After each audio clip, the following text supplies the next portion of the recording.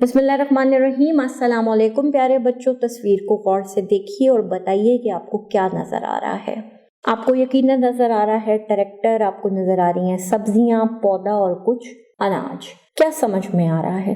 जी, यकीनन आपके जहन में एक लफ्ज़ गूंज रहा होगा और वो लफ्ज़ है ज़राअत का। और आपने ठीक समझा, आज हम पढ़ने जा रहे हैं पाकिस्तान की सनत व ज़राअत के मुतल्लिक़। जी बच्चों, क्या आपने कभी सोचा है कि दुनिया में तरक्की याफ्ता अक़वाम की तरक्की का राज क्या है? तालीम, दौलत, ज़राए नक़्ल व हमल। ज़राए नक़्ल व हमल का क्या मतलब होता है बच्चों? वो ज़रिए जिनके ज़रिए से हम एक जगह से दूसरी जगह जा सकते हैं। अंग्रेजी में इसे मीन्स ऑफ ट्रांसपोर्टेशन कहते हैं। यानी आपके ट्रक, आपकी गाड़ियाँ, हवाई जहाज, ट्रेन, ये सब क्या है? ज़राए नक़्ल व हमल हैं। जदीद असले की बहुतात का मतलब ज़्यादती। इनमें से सिर्फ तालीम ही किसी भी मुल्क को तरक्की याफ्ता बना सकती है। इसके अलावा वहाँ के कुदरती वसाइल और उनका दुरुस्त इस्तेमाल भी तरक्की के लिए अहम साबित होता है। अगर हम कुदरती वसाइल की बात करें तो अल्लाह ने कितनी खूबसूरती से किसी इलाके को तेल की दौलत से माला माल कर दिया, तो किसी जगह की जमीन में ऐसी तासीर रख दी कि वो सोना उगले। किसी के पहाड़ों में मादनियात के खजाने छुपा दिए कि इंसान अपनी कोशिश से उन्हें इस्तेमाल में लाए और भरपूर फायदा उठाए। तो किसी मुल्क के दरियाओं को ऐसी नेमतें बेमिसाल बना दिया कि वलीउल्लाह इन पानियों पर नमाज पढ़ें। वतन अजीज पाकिस्तान का शुमार इन खुशकिस्मत मुमालिक में होता है जहाँ एक तरफ तो पहाड़ मादनियात से लबरेज यानी भरे हुए हो, तो दूसरी जानिब जमीन काश्तकारी के लिए बेमिसाल है। और इसी काश्तकारी को बुनियाद बनाकर हम सनत में तरक्की की मनाजिल तय कर सकते हैं। हम जब सनत की बात करें तो ज़राअत ने हमारे मसाइल हल कर रखे हैं, क्योंकि हमें दीगर मुमालिक की तरह अपनी सनत को चलाने के लिए ज़राई अजनास दूसरे मुमालिक से मंगवाने की जरूरत नहीं। हम गंदम की फसल उगाते हैं, उससे अपनी तमाम ग़िज़ाई ज़रूरियात पूरी करते हैं।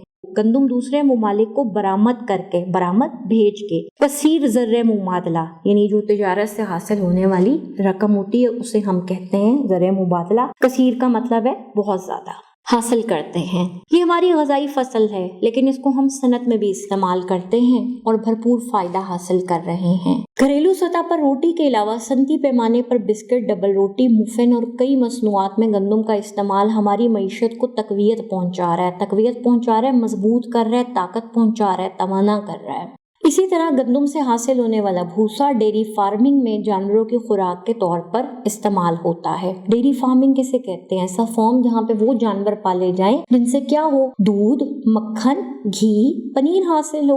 और ये भी हमारी सनत को बिलवास्ता फायदा पहुंचा रहा है। अगर हम गन्ने की फसल की बात करें तो ये फसल भी पाकिस्तान की ज़राअत में कलीदी हैसियत रखती है। कलीदी का क्या मतलब है? अहम, बुनियादी, जरूरी। हम गन्ने से गुड़ और चीनी की जरूरियात बखूबी पूरे कर रहे हैं। गन्ने का सनत में इस्तेमाल वसी पैमाने पर किया जा रहा है। वसी का मतलब होता है बड़ा। ये कारखानों में तवानाई का अहम जरिया है।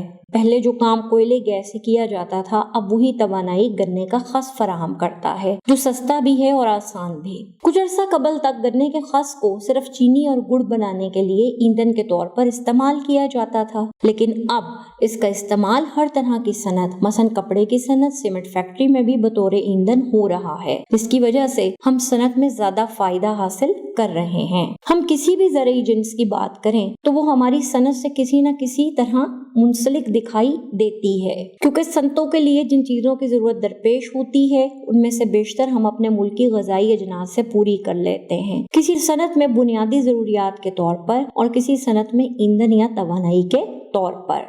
पाकिस्तान की सनत में अहम सनत कपड़े की है। ये पाकिस्तान के ज़रिए मुबादला में बुनियादी हैसियत की हामिल है। पाकिस्तानी कपास का आला मयार दुनिया भर में अपनी मिसाल आप है। इससे हासिल होने वाले कपड़े से न सिर्फ हम अपनी ज़रूरियात बखूबी पूरी कर रहे हैं, बल्कि इसकी बरामद से दुनिया से भरपूर ज़रिए मुबादला भी कमा रहे हैं। पाकिस्तान एशिया का 8वां बड़ा कपड़ा बरामद करने वाला मुल्क है। इस सनत से हासिल होने वाले ज़रिए मुबादला की शरह पाकिस्तानी मईशत में 7.5% है। इसके अलावा ये चूँकि पाकिस्तान की सबसे बड़ी सनत है तो ये बहुत से लोगों के लिए जरिया रोजगार भी है। अगर हम सिर्फ कपास की फसल की बात کریں تو سب سے پہلے اس سے کسان فائدہ اٹھاتا ہے۔ اس ایک فصل سے کپڑے کی صنعت کے 6 چھوٹے یونٹ کام کر رہے ہوتے ہیں، جن میں کتائی، بنائی، پروسیسنگ، رنگ سازی، کپڑا بنانا اور سوت بنانا شامل ہیں۔ ان تمام مراحل پر کام کرنے والے افراد کا ذریعہ معاش بھی اس ایک فصل پر ہے۔ چنانچہ ہمیں ایسی اجناس پر خصوصی توجہ دینی چاہیے جو ملکی معیشت کو مضبوط بنانے میں بنیادی کردار ادا کرتی ہوں۔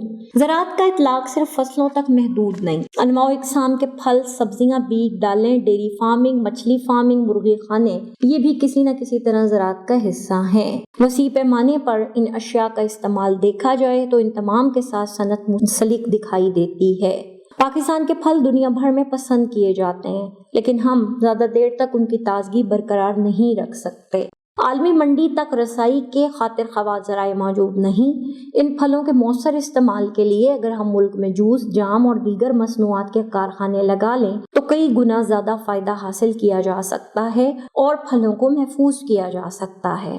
لوگوں کو ذریعہ معاش فراہم کر کے بے روزگاری میں کمی کی جا سکتی ہے۔ ذریعہ معاش کا کیا مطلب ہوتا ہے؟ پیسہ کمانے کا طریقہ، ٹھیک ہے، پیشہ۔ بالکل اسی طرح اپنے ضرورت سے زائد مچھلی، مرغی کے گوشت کو ہم باہر کے ملکوں کو برآمد کر سکتے ہیں۔ پاکستان میں کھانے کی اشیاء تیار کر کے ہوٹل، ریستورانوں میں اس کا استعمال کیا جا سکتا ہے، جس سے ہماری معیشت میں اضافہ ہو سکتا ہے۔ مختصر یہ کہ ہمارے ملک کی ترقی کا دار و مدار جس قدر زراعت پر ہے اسی قدر صنعت پر بھی ہے، جس کے لیے ضروری ہے کہ زرعی اجناس کی پیداوار میں اضافہ کیا جائے، جدت پسندی اختیار کی جائے، زیادہ فائدہ دینے والی اجناس کاشت کی جائے، حکومت کسانوں کو بیج، کھاد، زرعی ادوات کی خریداری میں رعایت دے تاکہ زراعت میں ترقی ہو۔ نتیجہ، صنعت خود بخود ترقی کرے گی، ملک سے غربت اور بے روزگاری کا خاتمہ ہوگا، لوگوں کا معیاری زندگی بہتر ہوگا، ہم بیرونی ممالک کے قرضوں سے آزاد ہو سکیں گے اور ایک خود مختار قوم کے طور پر دنیا میں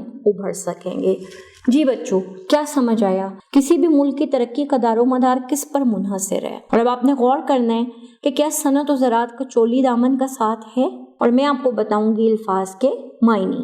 دار و مدار، انحصار، منحصر ہونا۔ زر مبادلہ وہ پیسہ جو بین الاقوامی تجارت کے ذریعے حاصل ہو۔ افزائش، کثرت، ترقی، بڑھوتی۔ ناگزیر، لازم، ضروری۔ جدت پسندی، نئے طور طریقوں کا استعمال۔ مانگ، طلب۔